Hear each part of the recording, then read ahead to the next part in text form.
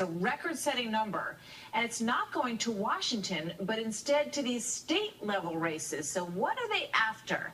Here to talk about that, Dana Loesch. She hosts Dana on the Blaze TV and is the author of the brand new book, Hands Off My Gun, says Dana.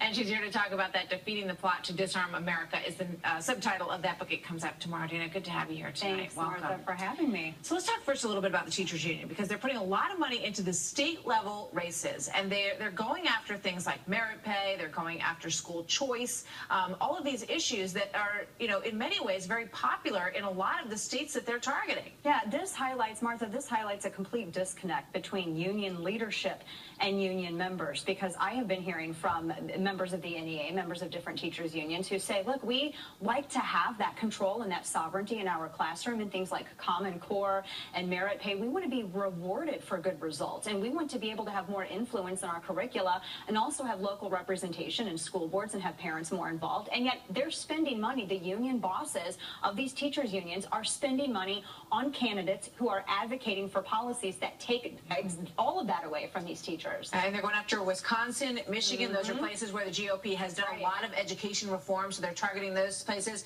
Now Connecticut, Colorado, Florida, those are places where GOP reformers want to have this kind of impact to help the students, to help the kids in the classroom. And here in New York, especially with charter schools, there was the Anise versus the mayor, which Will Cain did a really good job highlighting, de Blasio's battle with these charter schools. There's a lottery. There's a waiting list to even get into the lottery, to get into these charter schools. Are desperate to get into these schools. Their parents want them to get into these schools. The NAACP is siding with the union on this. Right. The NAACP against these children, many of them in inner cities, who are struggling to grow up and go to a better school. And it turns out that the unions are spending a lot of money to fight against that. Yeah, right? Which doesn't make any sense. They're advocating to their own detriment. They're advocating against their own self-interest where it comes to education. And the product is the children and their academic achievements. And they do better with charter schools. There's been a study done in Chicago about merit pay as well. They do better. That's where the proof is. Yeah.